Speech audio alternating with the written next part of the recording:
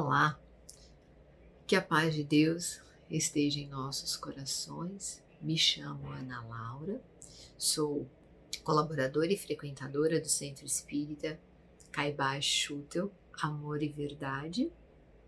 Estou hoje aqui em nome da USE, União das Sociedades Espíritas Distrital de Santo Amaro, em mais um programa Minutos de Evangelho. Programa esse que tem a intenção de divulgar a obra e as atividades das casas espíritas, doutrina tão consoladora, especialmente neste momento de isolamento social, frente à pandemia, que ora estamos atravessando. Queria convidar todos para que nós possamos unir os nossos pensamentos e sentimentos, pedindo ao plano maior para que nos intua com bons pensamentos, boas ações, que possamos fazer boas reflexões na nossa caminhada evolutiva, que o nosso aprendizado flua de uma maneira acalentadora e tranquila. Bem, meus queridos irmãos, hoje o tema que nós vamos refletir é o capítulo 21 do Evangelho, segundo o Espiritismo, que nos fala sobre os falsos cristos e falsos profetas, nos itens 8, 9, 10 e 11. Tentarei fazer aqui um resumo das 4 mensagens que foram passadas por Kardec por 4 espíritos. Ok? Bem, antes de começar, eu queria fazer uma pergunta. O que soa para nós o que é ser falso? Bem, pesquisando, falso é o sinônimo de contrário de verdadeiro, mentiroso, enganador, fingido, traidor, que não inspira confiança. Bem, partindo já do significado dessa palavra falso, nós já vamos vendo que devemos sempre ficar alerta com que esse capítulo vem nos mostrar. E também ficar alerta e ver o significado dos bons profetas, certo? Bem, vamos começar quando, pelo Espírito Luís, que em 1861 nos trouxe essa mensagem. Quando Jesus disse: se alguém vos disser, o Cristo está aqui, não o procureis, mas ao contrário, ponde-vos em guarda, porque são numerosos os falsos profetas. É preciso ter cuidado. Muitas pessoas falam muitas coisas, dizem, nos querem seduzir. Quem é o cristão? E onde está o cristão? Será que o cristão ele está somente nos templos religiosos? Só lá dentro do centro espírita? Não, os cristãos eles estão em todas as partes, em todos os lugares, vivenciando, colocando em prática os ensinamentos de Jesus. E Luís ainda nos acrescenta, quando Jesus nos mostra: conhece-se a árvore pelos seus frutos. Se, pois, os frutos são amargos, considerai-vos a árvore má. Mas se são doces e saudáveis, dizeis, nada tão puro poderá sair de um tronco mau. Comparando com a nossa vida, né, devemos julgar os frutos das árvores. Quem são as árvores? Somos nós. E os frutos são as nossas atitudes, as nossas ações. Devemos examinar o que sai da árvore, se são bons frutos. E quais são os bons frutos de uma boa árvore? É a caridade, o amor, a indulgência e a bondade. Olha que lindo! Possamos ver as atitudes de uma pessoa que nos traz a caridade, o amor, a indulgência e a bondade. E devemos ficar alerta na árvore má, que produz maus frutos, os frutos da maledicência, do coração impuro, da inveja, do egoísmo. Desconfiemos dos que pregam em praça pública, dos que chamam a atenção, dos que querem que prevaleça somente a sua verdade. E eles nos diz mais ainda: São falsos profetas que vêm ter conosco, cobertos de peles de ovelha e por dentro são lobos devoradores. Anseiam pela ingenuidade dos outros para exercerem o seu domínio. São aquelas pessoas que chegam com a fala mansa, isso. E aí, se nós somos ingênuos, nós caímos nessa armadilha. Então, o que vem a ser um profeta? No sentido evangélico, é todo enviado de Deus, com a missão de instruir os homens e de lhes revelar as coisas ocultas e os mistérios da vida espiritual. A função principal de um profeta é interpretar e passar os ensinamentos de Deus. E vem uma outra pergunta: nós podemos fazer isso? Sim, podemos, somos filhos de Deus, temos capacidade, somos inteligentes. Mas parece que nós queremos transferir essas atitudes para uma outra pessoa, endeusar uma outra pessoa, né? Depositar no outro que pode ser feito com a nossa vida. Olha só, transferir as nossas decisões, quando a decisão das nossas escolhas é única e exclusivamente nossa. Né? E como que nós podemos fazer isso? Para isso é necessário que estudar as leis de Deus. Como que nós vamos estudar as leis de Deus? Conhecendo, lendo, praticando. Levar a vida sem se conhecer fica muito difícil. Sem interiorizar, sem nos conhecermos, fica difícil. Estudemos as obras básicas de Kardec, façamos cursos nos centros espíritas, estejamos atentos e com vontade realmente de nos transformarmos, pois os falsos profetas são como uma lepra que contagia quem corrompe, quem toca. Então, assim, que possamos estar alerta, mas isso cabe a nós precisamos estudar, trabalhar. Não é fácil ser espírita, não é fácil querer andar pelo caminho do bem, do belo e do verdadeiro. Mas, quando nós chegarmos, assim, a nos transformarmos, o caminho é esse, a recompensa é tão boa, é tão necessária, é tão salutar, que nos engrandece, nos fortalece. E é muito bom. E nós devemos sempre, quando chegarmos na casa espírita, ficarmos atentos. Entrarmos de um jeito, sairmos de outro, nos dedicarmos, realmente assumirmos, termos a nossa vida na nossa mão, assumirmos o compromisso dessa nossa existência. Né? E a intenção dos falsos profetas é nos desviar do caminho do bem e do verdadeiro. E ele nos mostra mais ainda: acautelai-vos nos ensinos espíritas, para nós não sermos enganados, aprendermos a discernir com o estudo, com a prática do Evangelho, com os cursos. Nós vamos discernir o que é certo do que é errado, o que nos faz bem do que nos faz mal, e que nós não vamos ser enganados. Né? A termos cautela, a termos prudência, e a orar e vigiar cada vez mais. Esse é o caminho. Ele nos alerta ainda que é pela obra que se conhece o obreiro. Conhecemos o fruto, né? Se ele é bom ou não, pela árvore. E aqui ele nos mostra que é pela obra que se conhece o obreiro. Todo aquele que prega e aconselha a boa moral, mas não a pratica, também é um falso profeta.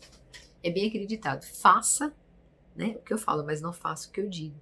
Ou seja, sejamos verdadeiros, procuremos a verdade naquelas pessoas que falam, mas que se não pregam, que não se transformam, então é um falso profeta. Ele nos fala mais que os falsos profetas são conscientes do que fazem e conhecedores da verdade, negam o erro por orgulho e por interesse. Ou seja, eles fazem consciente. Eles estão armando, né, aquela armadilha para que nós caiamos. Quanto mais para o lado deles, melhor. Semeiam a discórdia, olha só, a desesperança, sempre com o objetivo de exercer o seu pseudo-domínio, explorando a credulidade dos outros e acham cômodo viver à custa do que eles dão atenção. Tá fácil. Para que eles vivam à custa dos que eles dão atenção, são pessoas ingênuas que não estudam, que não se dedicam. O que a doutrina vem nos convidar? Estudemos, trabalhemos, fazemos a nossa reforma íntima e que sejamos nós mesmos que vamos escolher as nossas decisões. Sejamos seguros, compromissados conosco e com os que estão ao nosso redor.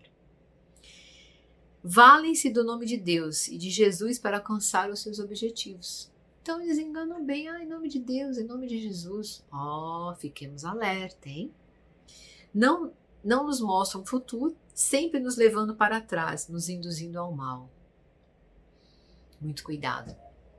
E aqui fica um cuidado que eles nos alertam nas casas espíritas, onde a mediunidade pode ser comercializada em troca de um presente. Espíritos tentam enganar, disfarçando por espíritos superiores, que vão disseminar a desunião, fingem amor e caridade e retardam a emancipação da humanidade. Então, cabe aos dirigentes ficarem bem alertas, né? Cabe a todos nós ficarmos alertas, porque os falsos profetas não só existem encarnados, tem os desencarnados. E por eles estarem desencarnados, eles querem nos iludir, falando que é espírito X e não é, nos iludindo. E com isso, vão formando aquele monopólio em torno deles. Então a gente tem que saber discernir, ok? Também na mídia, nas televisões, nos jornais, nos dão conselho para o futuro e associam a felicidade aos bens materiais, com propagandas de consumo, de comprar, que se a pessoa não comprar, não adquirir algo, ela é uma pessoa infeliz. É bom ter algo material? Sim, é bom ter algo material, mas ele não é o essencial. Basta ver se nós passamos por uma dificuldade, o material não vai nos sustentar. Uma casa, haja visto uma casa bonita, um carro, um local para passear, não nos sustenta quando nós passamos por uma dificuldade. O que nos sustenta, que nos ampara, que nos fortalece? A oração. Basta ver que quando nós passamos uma dificuldade, para onde que a gente corre? Para oração, para Deus, Deus, me ajuda, estou passando uma dificuldade. E a oração, o sentido espiritual, esse sim nos sustenta. Então, que possamos ficar alerta com propagandas em televisão, em jornais, que possamos viver com o necessário, com o essencial para a nossa vida.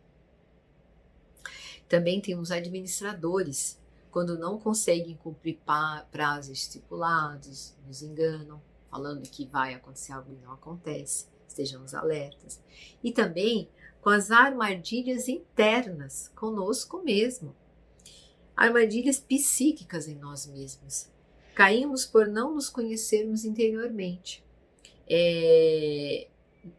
Ou seja, usamos máscaras, nos mostramos para a sociedade de uma forma, para o outro, e muitas vezes agimos de uma outra forma. Ao invés de nos tratarmos, vamos usando uma máscara, vamos pondo outra máscara, Devemos enfrentar aquele defeito que a gente tem em nós de frente, olhar de frente e falar, não, eu sou assim, mas eu estou me tratando. Se reconhecer. Quando nós nos reconhecermos que temos muitas arestas a aparar, a vida vai ficar mais tranquila. Porque nós estamos no caminho, da nossa evolução. Bem, eu queria contar aqui uma historinha para ficar bem ilustrada esse nosso tema. É a história dos lobos. Um velho índio conversava com o seu neto a respeito da batalha íntima que travamos no nosso interior. O lado bom e o lado mau, a sombra e a luz. E ele começa assim: a batalha é entre dois lobos que vivem dentro de nós. E o seu netinho observava o que seu avô falava. Um lobo que está dentro de nós, ele é mau. É a raiva, é a inveja, é o ciúme, é a tristeza, é o desgosto, é a cobiça, a arrogância, pena de si mesmo, culpa, ressentimento, inferioridade, orgulho e o ego. E o outro lobo que temos dentro de nós é o lobo bom. É a alegria, a fraternidade, é a paz, é a esperança, é a serenidade, é a humildade, a bondade, a benevolência, a empatia, a generosidade, a verdade, a compaixão e a fé. O neto do velho índio pensou nessa luta e perguntou ao avô: vovô, qual é o lobo que vai vencer? Qual é o lobo que vence? E o velho índio olhou para o seu neto e lhe disse: meu querido neto, aquele que você alimenta é o que vence. Qual é o lobo que nós estamos alimentando dentro de nós? Que linda doutrina, que vem nos esclarecer que possamos alimentar cada vez mais o lobo bom dentro de nós. E que vamos vencer, sim, pelo nosso trabalho, pelo nosso compromisso. Para concluir, o verdadeiro missionário de Deus deve provar que o é pela sua superioridade, por suas virtudes, sua grandeza, pelos seus resultados e a influência moralizadora de suas obras. Temos muitos exemplos